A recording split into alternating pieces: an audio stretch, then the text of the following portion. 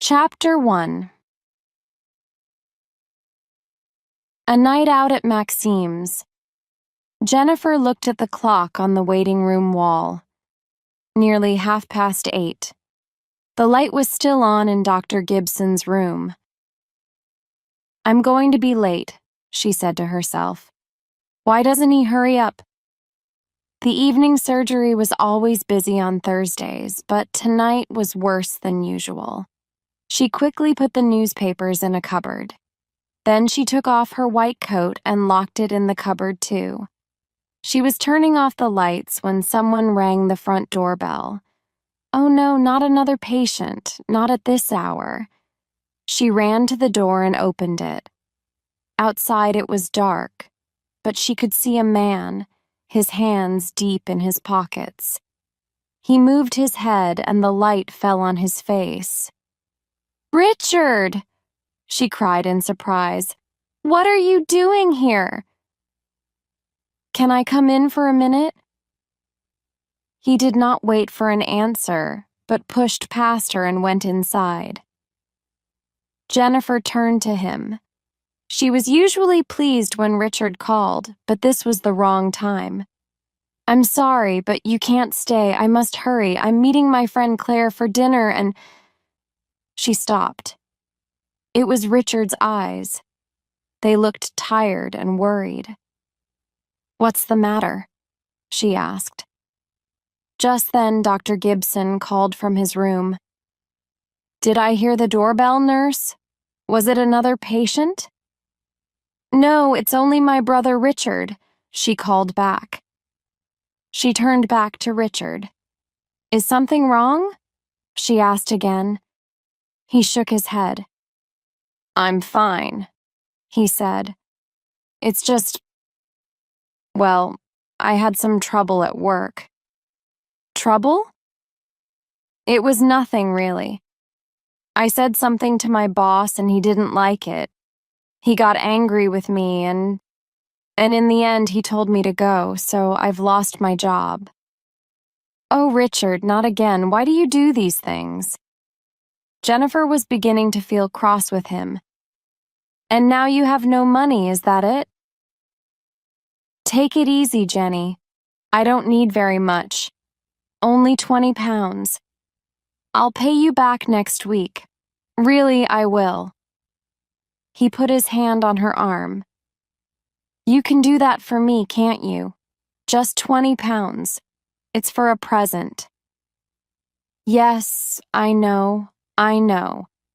A present for a very special girl, like the last one, and the one before." Jennifer knew her young brother well, and she was often angry with him, but she could never say no to him. She opened her bag, took out some money, and gave it to him. "But remember, I want it back next week." Richard smiled and put his arm around his sister. "Thanks, Jenny. This is different. Really, she's very, very special. But you're in a hurry, so I'll go now." "Don't forget," she called after him. "Next week, 20 pounds. Maxime's restaurant was busy. Young men and women from offices, several older people, a group of students, and a few theater people. Jennifer looked around for her friend. Claire usually sat near the window, but tonight she was not there. Somebody was having a party and all the tables on that side were full. Then Jennifer heard Claire's voice behind her. "Did you get lost? I've been here for hours." "I know I'm late," Jennifer said, "and I am sorry. Today has been really busy. The last patient didn't leave until 8:30, and then I had a visit from Richard. He wanted to borrow some money. He always wants to borrow money." They went to an empty table. A waiter came up to them and took their orders. At that moment there was a cheer from the party beside the window. An older man in a light gray suit was standing up. He spoke for a few minutes and then held up his glass. All the others stood up and looked at a young girl with large gold earrings who was sitting in the chair next to him.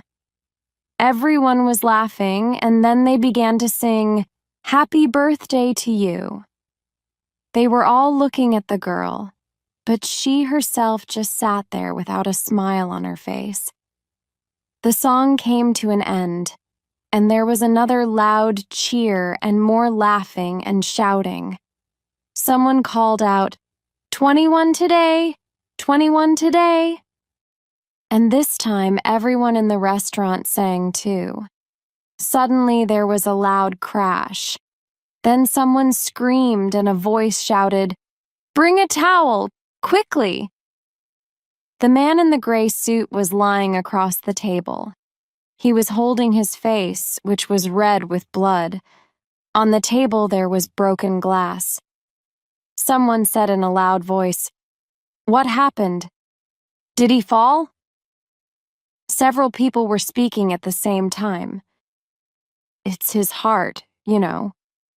Joe's been in and out of hospital for years. His head hit those glasses." The man was still lying across the table. Jennifer jumped up, and both she and Claire ran over to him. "We're nurses," said Jennifer. "Can we help?" There was a cut on the side of the man's face. It was deep and he was losing a lot of blood. A waiter ran up with a towel. Jennifer took it and held it to the cut. The man's mouth was open and he was making strange noises. "He needs a doctor. We'll have to get him to hospital," Jennifer said. She turned to Claire. "You came here in your car, didn't you?" "Yes, come on, we'll take him," Claire replied. They helped the man outside and put him in Claire's car. Jennifer jumped in beside him and they drove off. She was still holding the towel to the man's face. The blood was not coming so fast now, and he was beginning to feel a little better. Where are we going?" he asked. "Are you taking me home?" "Just stay there and don't speak," Jennifer told him. "You fell and hurt yourself. You'll be all right, but you must see a doctor. We'll be at the hospital in a few minutes." At the word hospital, the man immediately tried to sit up. "No, no," he said angrily. "I don't need to go to hospital. I'm feeling better now. Just take me home. And who are you?" "I'm a nurse," Jennifer told him. "And you need to see a doctor. We're nearly there now. Just sit still and stop talking." But the man was feeling stronger now, and he would not be quiet. He pulled at Jennifer's arm and said loudly, "T don't need a doctor. It's just a small cut on my face. I'm all right now. Take me home." When Jennifer did not answer him, he said in a quieter voice, "Come on now. Listen to me. I'm feeling fine. Really, I am. There's no need to take me to hospital. They'll want to keep me there. They always do because of my bad heart. You see, I have to meet some business people the day after tomorrow. It's very important. So just stop the car and I can get a taxi home." By now, the car was at the door of the hospital. A nurse came to meet them, and while Claire told her about the accident, Jennifer helped the man out of the car. He said something angrily to the nurse, but after a few seconds, he went with her into the hospital. Jennifer and Claire drove away. "What a difficult man," said Claire crossly.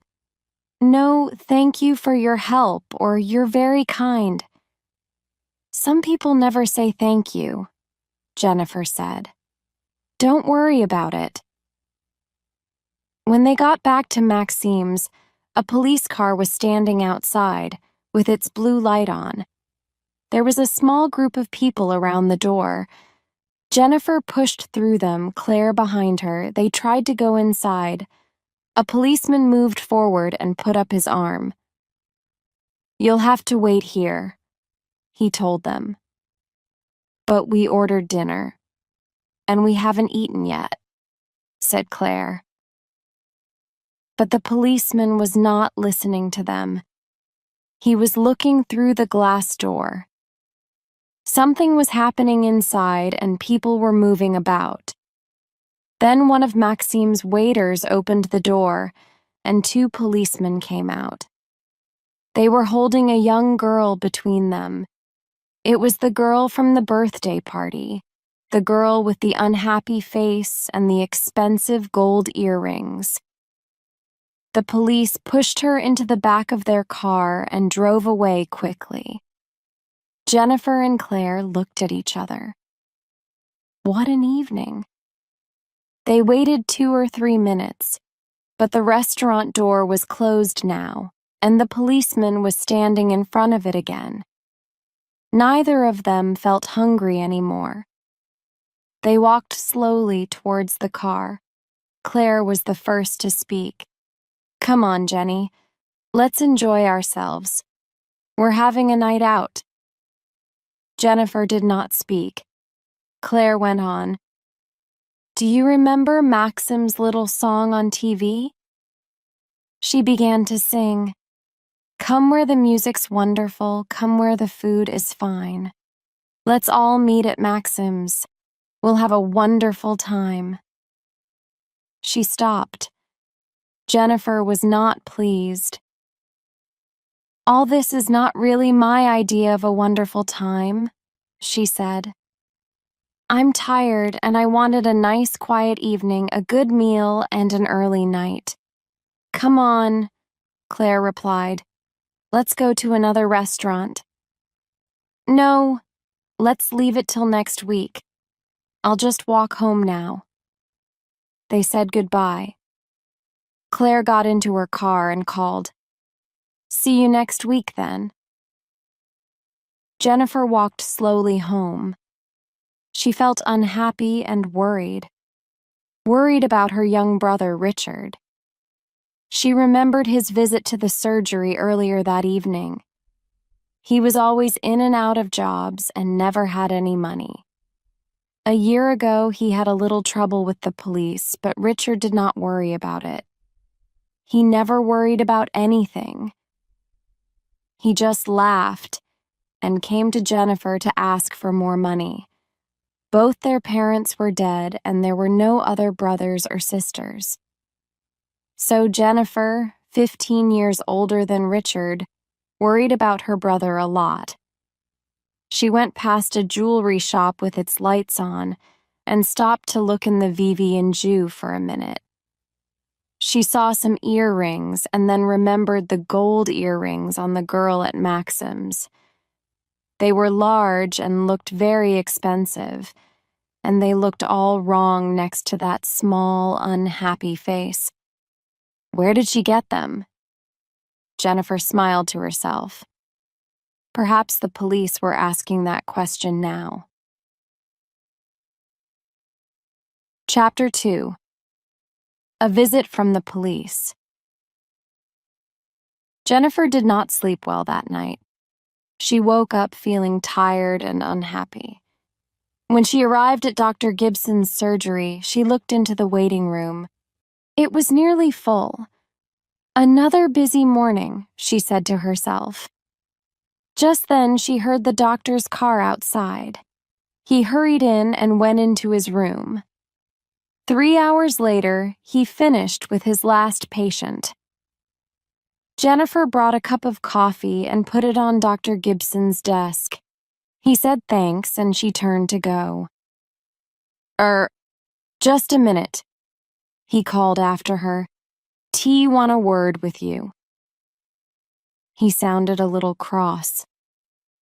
"There was a phone call for you this morning, about an hour ago. You were busy at the time, so I answered it." Oh, who was it? Let me see, I wrote it down somewhere. He began to move the papers on his desk. She said that she was a friend of your brother's. My brother? But why did she want me? Ah, here it is. He gave Jennifer a piece of paper. On it was a name, Wendy. She didn't leave a number. She'll call you again at home. Jennifer looked at the name. Wendy? Wendy who? She asked herself. Thank you, Dr. Gibson, she said. And tell her, please, no phone calls during surgery hours. I'm sorry. It won't happen again. Jennifer wanted to explain that she did not know this Wendy but decided not to. A few minutes later, Dr. Gibson shouted goodbye to her and Jennifer was alone. She knew a few of Richard's friends, but nobody called Wendy. But Richard changed his girlfriends as often as his shirts. Jennifer did not try to remember all their names. At the end of the day, Jennifer arrived at her flat and was going up the stairs when she heard voices above. Two men were standing outside her door. One of them came up to her. Miss Walton? He asked. My name's Detective Barrett. I'd like to ask you a few questions, please. Can we come in? She turned the key in the lock and pushed open the door, and all three of them went inside and sat down. It's about Mr. Richard Walton. He's your brother, I think, Barrett began. He spoke softly, but he had a hard voice, cold and unfriendly, and his light blue eyes never left Jennifer's face. When did you last see him? Jennifer told him. And before that? I'm not sure. About 3 or 4 weeks ago. Those light blue eyes were still on her. She was beginning to feel uncomfortable. You didn't see him last weekend, then? No. Try to remember. Did he come here last Saturday? In the evening? No. You're sure? Yes, of course I'm sure. Barrett's voice became a little louder. You didn't meet him in some other place?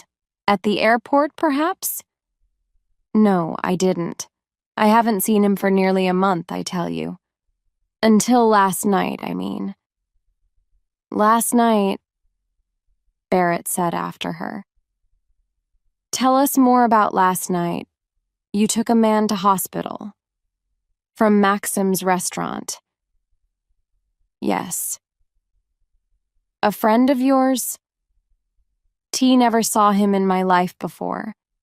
He fell and hurt himself. They said that he had a bad heart, so I went to the hospital with him. That's all.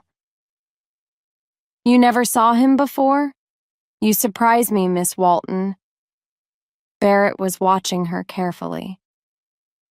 You didn't know that he was Mr. Joe Kelly, your brother's boss? No, I didn't. Really? You didn't know him? Very strange, don't you think? All these questions. She was feeling angry now. She stood up and went across to Barrett. Look, Detective Barrett, I'm getting tired of this. What's it all about? You want me to answer your questions and you don't tell me why. What's the matter? I want to know. Is Richard in trouble? Barrett held up his hands.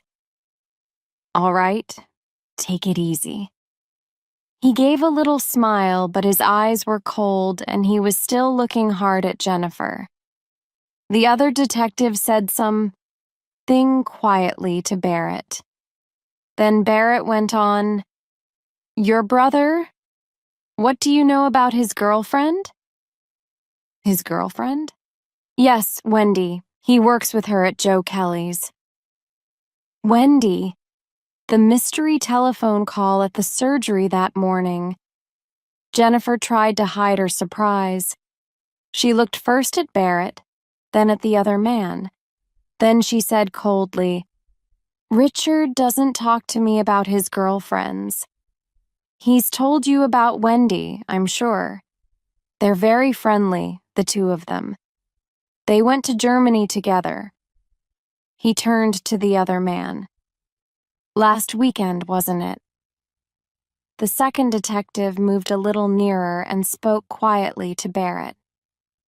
"She doesn't know anything about this.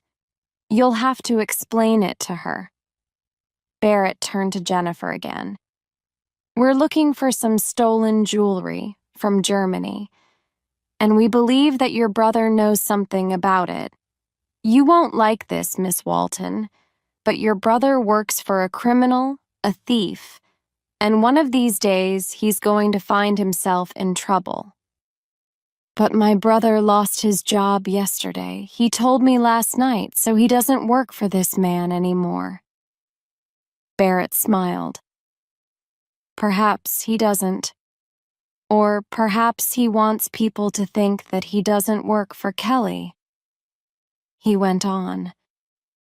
"If you don't want to see your brother in prison, tell him to keep away from Kelly. And from beautiful young girls like Wendy." Jennifer looked at him and said nothing. Barrett stood up. He looked at the other man, and they both moved to the door. Jennifer followed and opened it for them. "Good night, Miss Walton. Thanks for your help." They walked to the top of the stairs. Jennifer waited for a few seconds, then went inside and closed the door. "Oh, Richard," she thought. "What is happening? What are you doing? Why can't you stay out of trouble?" She telephoned Richard's flat, but there was no answer. So she went to bed and worried half the night about her young brother.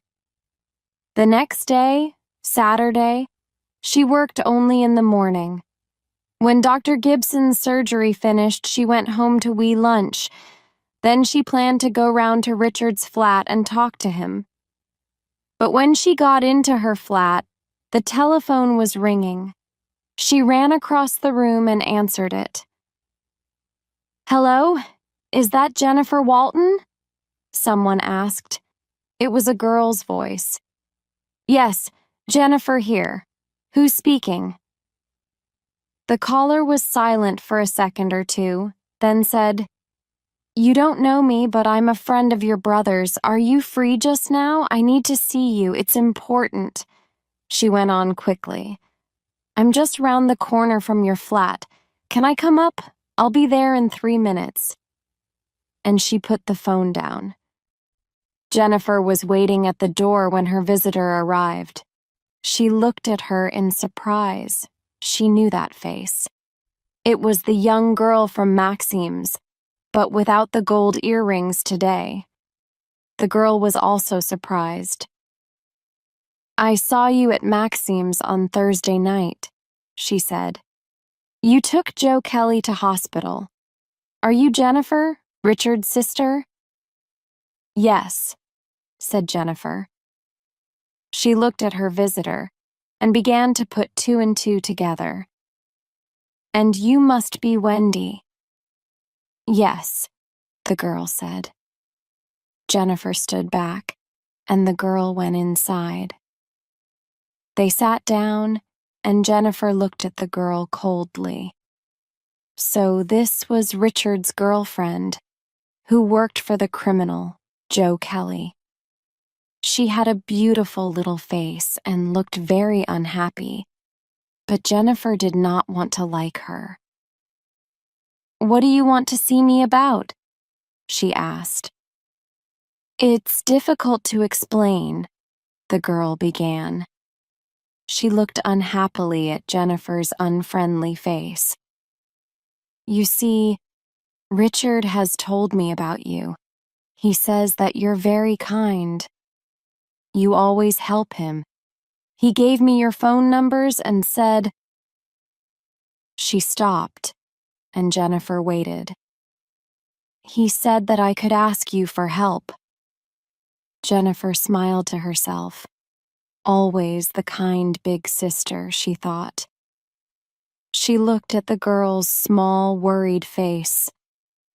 "Well, go on then," she said more kindly. "Tell me all about it. I hope that Richard's not in trouble." "You see, I work for Joe Kelly," Wendy began. She talked for a long time and Jennifer listened carefully. This was Wendy's story.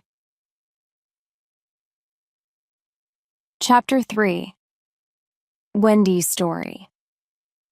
Kelly is not a nice man, and I've never liked him. I've worked for him for a year now. My father got the job for me. He told me to work hard and not to ask questions. Kelly often gets angry, and when he's angry, he shouts at everyone and his face goes very red. I'm afraid of him, but I don't want to lose my job. I need the money, and it's not easy to find another job. Richard started work at Kelly's about a month ago. We're good friends, but we don't talk much about our jobs. Nobody at Kelly's talks about the work. We don't really know what his business is. He has 2 garages in the town and he buys and sells old cars. But he also buys and sells a lot of other things too. Furniture, old pictures, jewelry. I think that some of these things are stolen, but I don't ask questions. 10 days ago, Kelly called me into his office. I stood there and waited. He began to say something to me, but he stopped and looked down at his papers. Then he took out his diary and opened it. "Wendy, what are you doing next weekend?" "I'm not sure, Mr. Kelly." "How would you like to go on a little business trip? I'll pay you for it, of course." This surprised me, and I did not reply immediately. Then I said, "A business trip, Mr. Kelly?" "Yes, to Germany, just for the day. It isn't a difficult job, but it's important. What do you say?" I did not know much about Mr. Kelly's business, but I did know that there was something strange about these journeys to other countries. They happened every 2 or 3 months, and after them there were secret meetings in the office, often late in the evening. I decided that I did not want to go. But I've never been to Germany. Don't you think? Well, perhaps you can ask one of the others.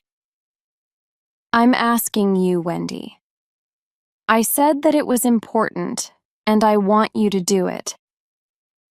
I began to say something, but he was still speaking. I have friends in Frankfurt, and they want to send me some things. They'll give you 3 small boxes, like egg boxes, and you'll bring them back here. There's nothing difficult about that, is there? I didn't say anything. Are you listening to me, Wendy? He asked.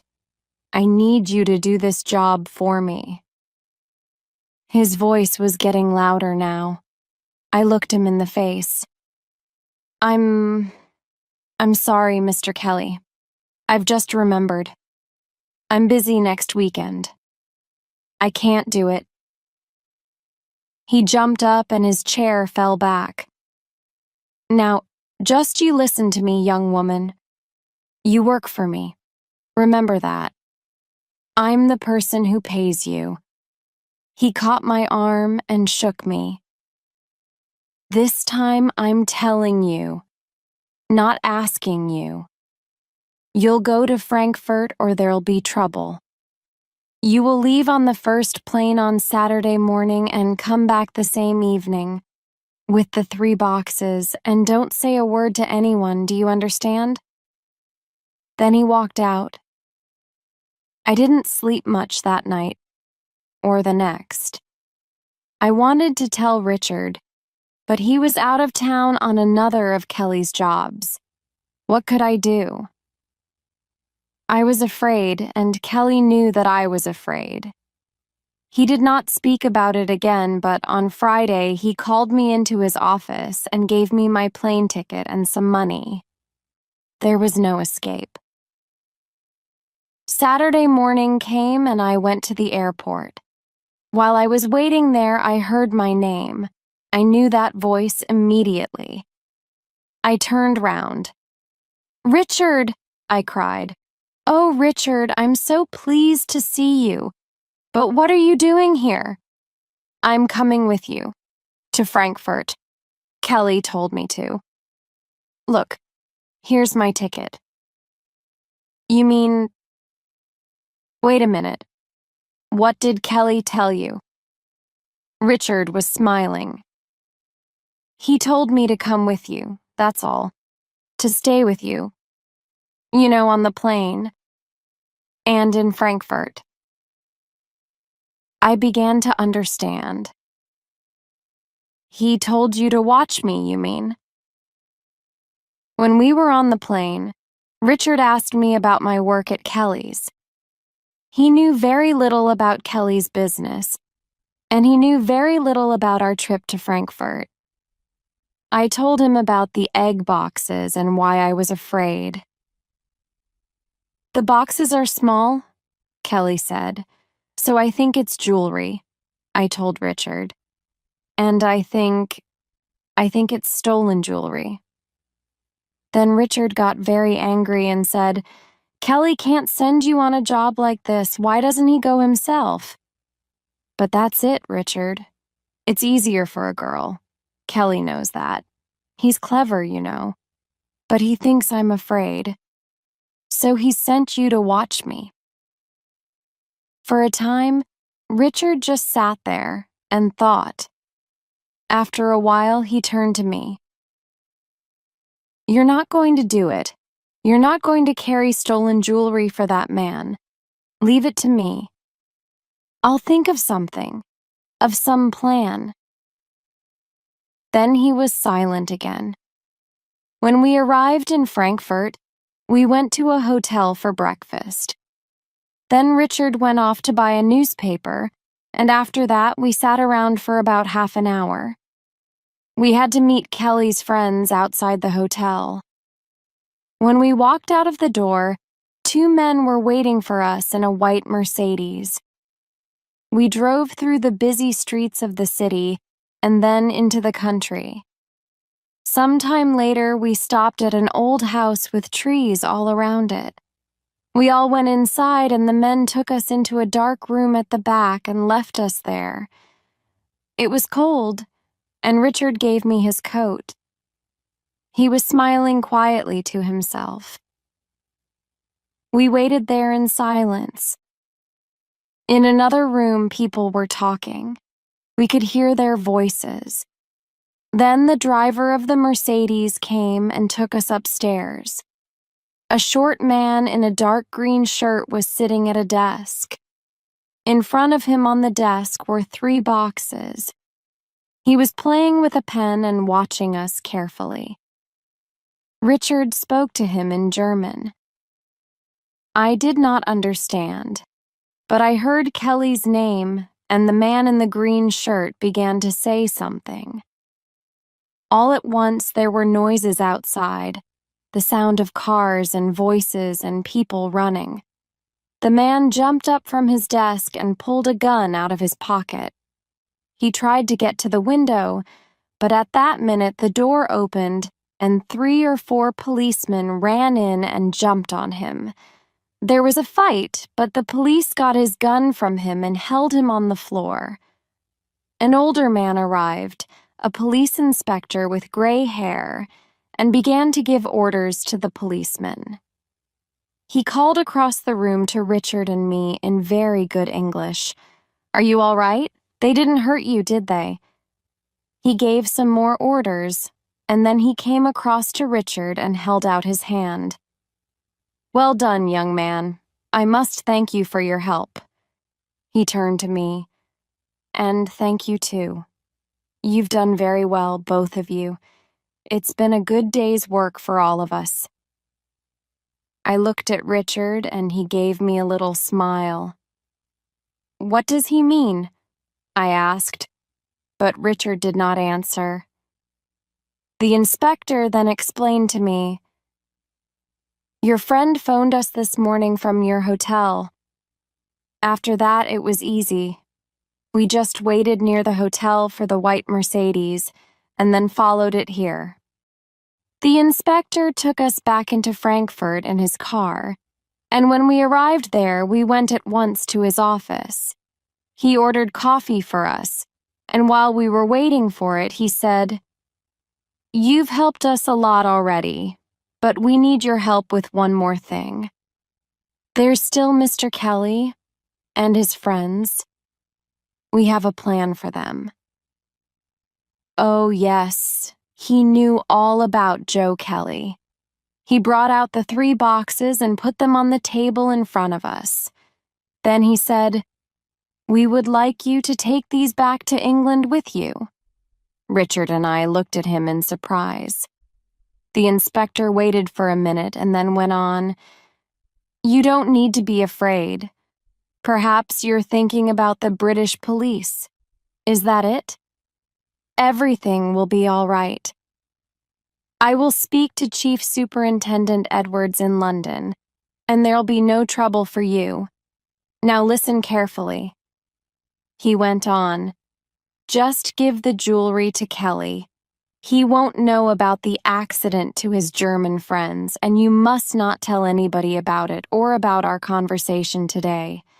That's very important. The British police will watch Kelly and wait. Do you understand?" This plan sounded dangerous to me, but Richard said, "Yes, of course we'll do it, won't we, Wendy?" Richard is not afraid of Kelly, you see. So we brought the boxes back with us on the Saturday evening plane from Frankfurt. We did not get back until nearly midnight, but we took the boxes at once to Kelly's house. He told us to wait and then went into another room.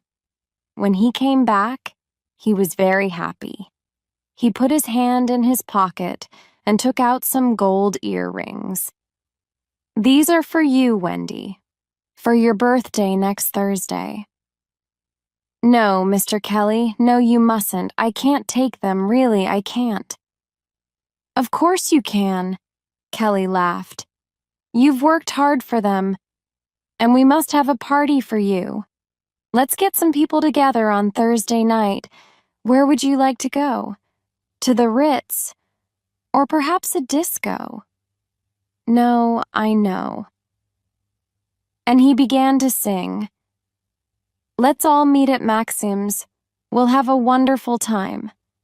I told him 3 times that I didn't want a party, but he didn't want to listen. He was too pleased with himself.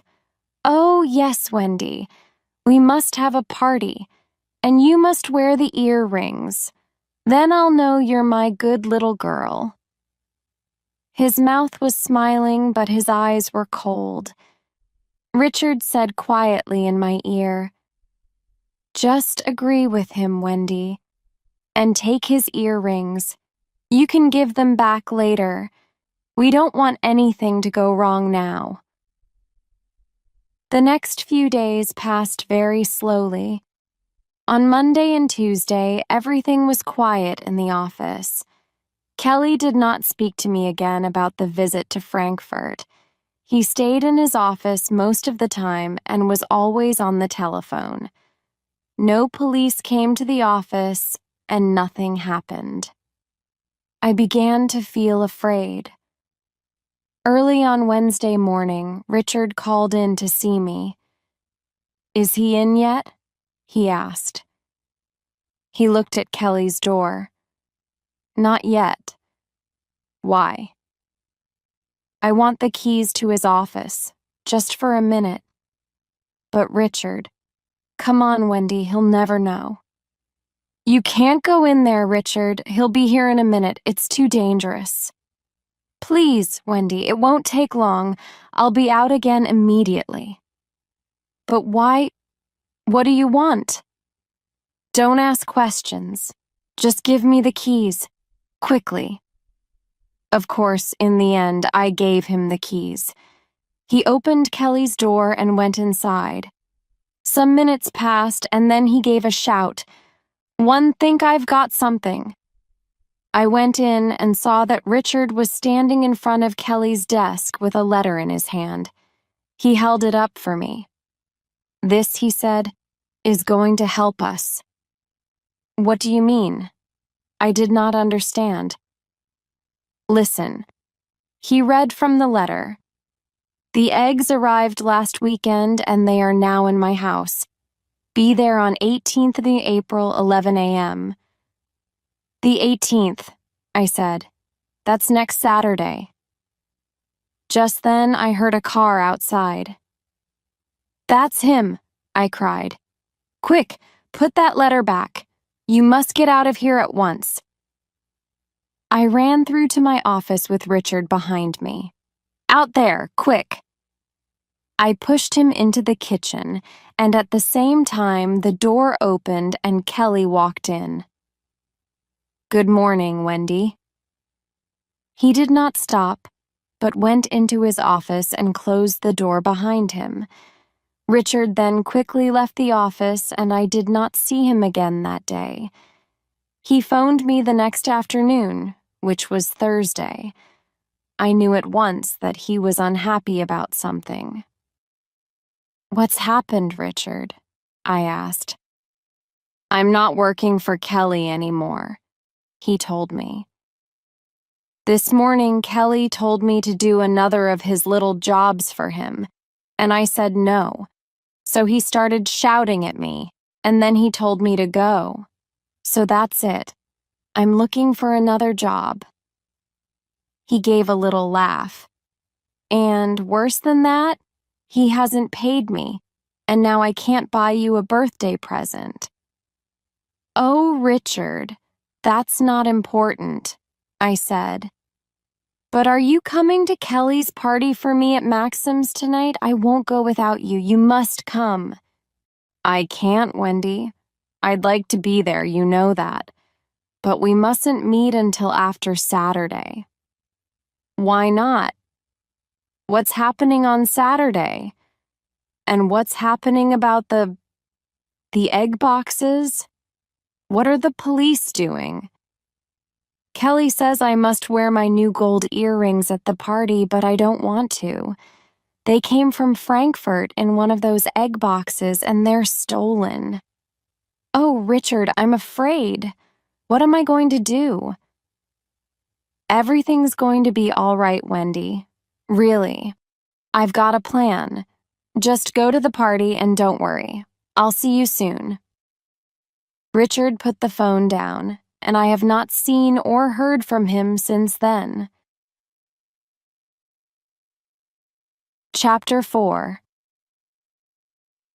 Another birthday present. Jennifer felt very sorry for Wendy. The girl's hands were shaking, and she was trying not to cry. Jennifer went and sat next to her and put her arm round her. "So, what happened after the party on Thursday night when the police took you away?" she asked quietly. "Oh, it was terrible," Wendy said. "They took the earrings from me, of course, and they asked a lot of questions. I told them that the earrings were a present from Kelly, and I told them all about the police in Germany, but they didn't believe me. They told me to go to the office on Friday and not to say anything to anybody, and they wanted to talk to Richard." Wendy turned to Jennifer. "What am I going to do?" she asked. "Why didn't the police believe me? Haven't the German police talked to them? And where's Richard? I can't find him." She began to cry quietly. Jennifer stood up. "We must phone the police in Germany," she said. "I'll talk to that policeman Barrett, who came to see me last night." And just then there was a knock on the door. Jennifer went to the door and called out, "Who is it?" "It's me, Richard," came Richard's excited voice. Jennifer opened the door quickly. Beside Richard there were two policemen, Barrett and another taller man. Everything's okay, Richard said happily. He turned to the two policemen and smiled. And you're not going to lock me up, are you? I'm very pleased to hear that, said Jennifer. But what's going on? Can somebody please explain? They all went into the sitting room, and Wendy jumped up. She looked at the policeman, and her face went white. Everybody began talking at once, and Richard put his arms round Wendy. The tall policeman laughed and turned to Jennifer. My name is Edwards, he said. I'm sorry about Barrett's visit to you last night, but we didn't know about Richard and Wendy then. I talked to the Frankfurt police an hour ago. We already knew about the stolen jewelry in Germany, of course, and we were watching Kelly. But they didn't tell us that they caught the German thieves last weekend, or about their little plan with Richard and Wendy. They wanted to keep it very secret. They were afraid that Kelly would hear about it. But we know now, and everything's all right. But what about Kelly? Cried Wendy. And the egg boxes? Barrett smiled. You'll have to find a new boss. Kelly is going to be in prison for a long time. We got him this morning, but it's Richard's story. He's been very helpful to us. He can tell you all about it. The two policemen left, and Jennifer turned to her young brother. He was sitting with his arm round Wendy, and her face was now bright and happy. Well, Jennifer said. Start talking, Richard. I've told Jennifer all about last week, Wendy explained. And she was in Maxim's on Thursday night, but what happened this morning? Richard laughed. When I looked in Kelly's office last Wednesday, I found that letter about the eggs. You remember, Wendy? Well, the German policeman told us to do nothing, but I wanted the British police to catch Kelly. Perhaps they were watching Kelly carefully, but I wanted to be sure. So early this morning, I went to the police station and told them about the letter. They were not very friendly, and they kept me in the police station. But they went to Kelly's house at 11 o'clock. They found Kelly there and two other men who were buying the stolen jewelry from Kelly. So they brought Kelly and the two other men into the police station, and the egg boxes, of course. Kelly was very angry and told the police that Wendy and I were the thieves. I told Barrett and Edwards about the German policeman's plan again and again, and in the end they telephoned Germany and talked to the inspector in Frankfurt. He explained everything. So here we are. Richard laughed again, happily. He put his hands in his pockets. And here's 20 pounds for my big sister, and a little birthday present for my favorite girl. Jennifer looked at him. She suddenly felt very happy about her brother. You can keep the money, she said. It's not important. But I only gave it to you on Thursday night, she said. How? I've got a new job, said Richard. Started yesterday, and this time I'm not working for a jewelry thief. Wendy opened her present and laughed for the first time that day. Oh, look, she said. It's some gold earrings. They're lovely. Richard laughed too. They're only small earrings, Wendy, but I can tell you this, they did not come from Frankfurt in an egg box.